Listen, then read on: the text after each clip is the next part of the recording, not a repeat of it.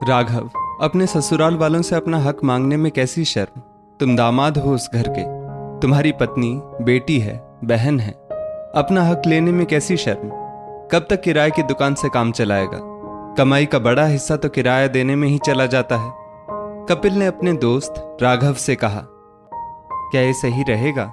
मेरी पत्नी इस बात के लिए कभी राजी नहीं होगी। राघव बोला, इसमें झिझकना कैसा। मैं भी तो कितनी बार अपने ससुराल वालों से पैसों की मदद मांगता हूँ। उन्हें कह देता हूँ, आप लोग अभी के लिए मदद कर दो, बाद में मैं लौटा दूंगा। एक दो बार नहीं, कई बार पैसे ले चुका हूँ, दुकान के लिए, मकान के लिए। अब वो ठहरे बेटी वाले, बेटी के घर में सुख शांति बनी रहे, इसलिए दामाद से पैसे मांगने की जरूरत नहीं समझते। पैसे वापस मांगने की हिम्मत करने से पहले 2 बार जरूर सोचेंगे। कपिल ने राघव को सलाह दी। घर आकर राघव अपनी पत्नी से इस विषय पर बात करता है। सुषमा, तुम तो जानती हो, दुकान का किराया महंगाई की तरह बढ़ता जा रहा है। प्रतिस्पर्धा के युग में दुकान भी अब छोटी पड़ रही है, तो मैंने अपनी बड़ी दुकान मेन मार्केट में लेने का विचार किया है। दुकान का मालिक आए दिन किराया बढ़ाने की बात करता है। अपनी बड़ी दुकान खरीदने से ज्यादा माल भी रख सकेंगे और हर महीने किराए के पैसे भी बचेंगे। अपनी दुकान में हम अपने हिसाब से इंटीरियर कर सकेंगे, वरना किराए की दुकान में एक कील ठोकने पर भी दुकान मालिक से इजाजत लेनी होती है। अरे, ये तो बहुत खुशी की बात है। अपनी प्रॉपर्टी की बात ही कुछ और होती है। भविष्य में प्रॉपर्टी के दाम दिन दोगुनी रात चौगुनी बढ़ेंगे ही, पर मेन एरिया में बड़ी दुकान का भाव तो काफी होगा। इतने पैसे कहां से आएंगे? क्या इस मकान के ऊपर लोन ले रहे हैं? सुषमा ने पूछा। नहीं, मकान के ऊपर तो लोन नहीं ले सकते। ये मकान माँ के नाम पर है और माँ मकान के ऊपर लोन लेने को कभी राजी नहीं होंगी। राघव बोला, तो फिर पैसे कहां से आएंगे? हमारी इतनी सेविंग भी नहीं है, सब मिलाकर गहने भी 10-12 लाख के ही होंगे। सुषमा ने पूछा। तुम अपने भाई से मकान में से अपना हिस्सा मांगो। बड़ा बंगला है, उसको बेचकर जो पैसे आएंगे उसमें तुम्हारा भाई अपने लिए एक फ्लैट ले ले और तुम्हारे हिस्से से हम दुकान खरीद लेंगे। राघव ने कहा। राघव जी, जो आप मुझसे करने को कह रहे हैं वो मैं हरगिज नहीं करूंगी, चाहे जो हो जाए। सुषमा ने स्पष्ट शब्दों में अपने पति से कहा। लेकिन बहू, इसमें गलत क्या है? तुम्हारे पिताजी का देहांत हो चुका है, उनकी कोई वसीयत तो है नहीं। अब उनकी संपत्ति में तुम्हारे भाई के साथ साथ तुम्हारा भी तो हक है। वही हक हम तुमसे मांगने को कह रहे हैं। सुषमा की सास ने बातों को चाशनी में डुबाकर कहा। पर यह सही बात इसे समझ आए तब ना। राघव गुस्से में बोला। सुषमा के ससुराल में पति राघव, सास विभा जी, ननद अंजलि, उसकी शादी उसी शहर में हुई थी और एक प्यारी सी बेटी थी। अभी 15 दिन भी नहीं हुए थे सुषमा के पिताजी का देहांत हुए। माँ का देहांत हुए भी 3 बरस हो चुके थे।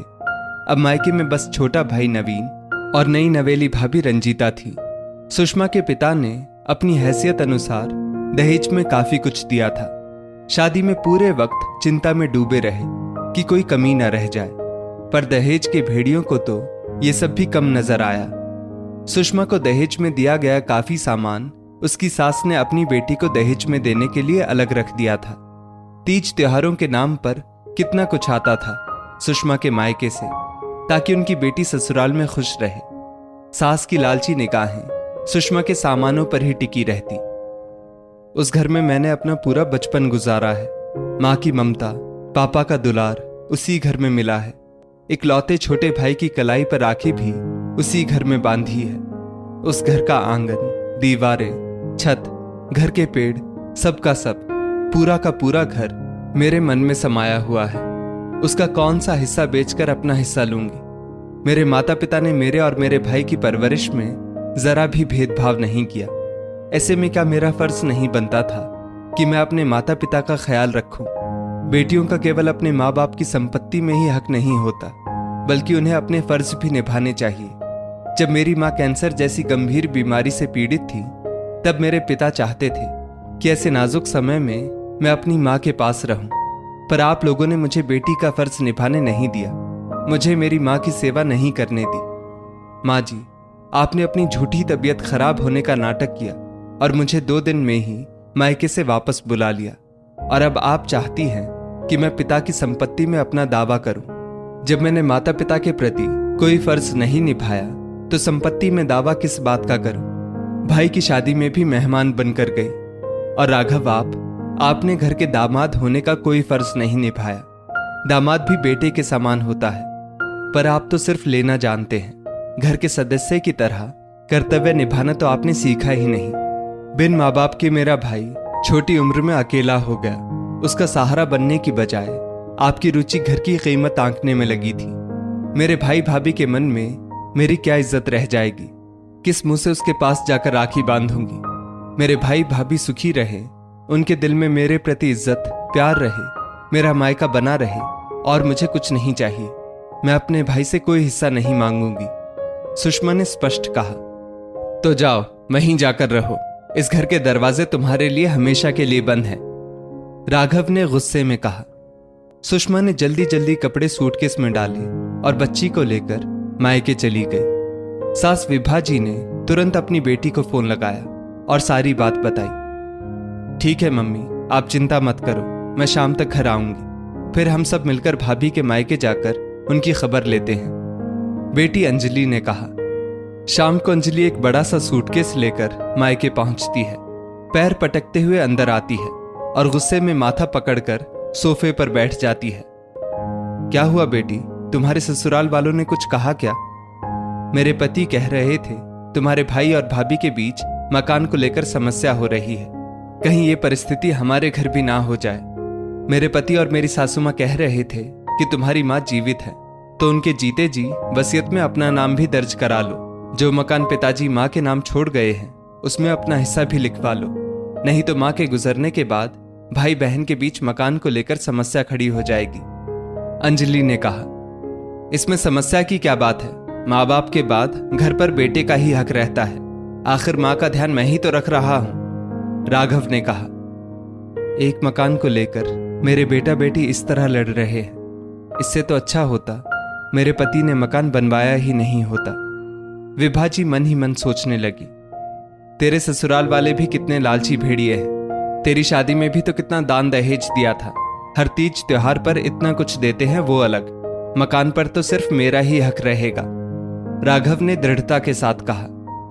अंजलि के चेहरे पर हल्की सी मुस्कुराहट आ गई।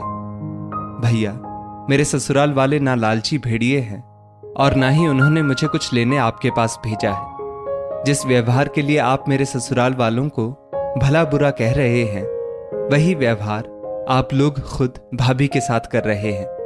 भाभी के पिता ने अपनी हैसियत से बढ़कर कितना कुछ दिया था शादी में, याद है या भूल गए? माँ ने उसी सामान से मेरा दहेज तैयार किया था।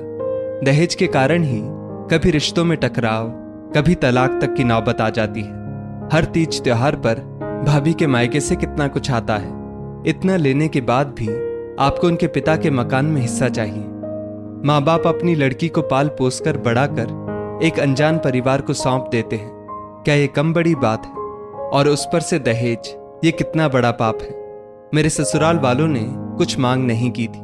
स्वेच्छा से अपनी हैसियत अनुसार गृहस्थी का जो सामान हमने दिया वही स्वीकार किया है। कभी भी स्वयं से किसी भी सामान की मांग नहीं की, ना नगद की मांग की। यदि मांग कर लिया जाए तो भीख कहलाता है, जिसे लड़की वाले दया करके लड़की की खातिर दे देते हैं। लड़की वालों को परेशान करके लिया गया कभी पछता नहीं है, अंजलि ने कहा। हमने बहुत गलत किया सुषमा के साथ। मेरी छोटी बहन कितनी समझदार हो गई है। तुमने मेरी आंखें खोल दी। हमें किसी बात की कमी नहीं है। अपना घर है, अच्छा खा रहे हैं, पहन रहे हैं, फिर भी पत्नी के मायके की संपत्ति पर नजर रखे हुए था। मैंने रिश्तों का जरा भी मान नहीं रखा। अब मैं 1 मिनट की भी देरी किए बगैर अपनी पत्नी को लेने उसके मायके जाता हूं, राघव ने कहा। रुक बेटा, मैं भी चलती हूं तेरे साथ। मुझे भी अपनी बहू से माफी मांगनी है, विभा जी बोली। कुछ समय बाद दुकान खरीदने के लिए उन्हें बैंक से लोन मिल गया। सुषमा ने अपने सारे गहने भी बेच दिए। सुषमा नौकरी करने लगी। तनख्वाह ज्यादा तो नहीं थी, पर उससे घर खर्च चलाने में सहारा हो गया था। समय के साथ राघव की दुकान भी अच्छी चलने लगी। उसने धीरे धीरे बैंक का सारा कर्ज चुका दिया और पत्नी के कुछ नए गहने भी बनवा दिए। पत्नी की सूझबूझ से राघव के ससुराल वालों से रिश्ते भी बने रहे और अपने बलबूते पर कामयाब भी हो गया। दोस्तों, ससुराल वालों को समझना होगा कि बहू के मायके वाले भी एक सीमा तक ही मदद कर सकते हैं। उनके ऊपर अतिरिक्त बोझ ना डालें। रिश्तों को निभाने के लिए प्यार और भरोसे की जरूरत होती है। पैसों को रिश्तों के बीच दरार ना बनने दें। इस स्टोरी को लेकर आपकी क्या राय है, नीचे कमेंट करके जरूर बताइएगा। और ऐसी ही और भी बेहतरीन वीडियोस के लिए हमारा पेज जरूर फॉलो करें। धन्यवाद।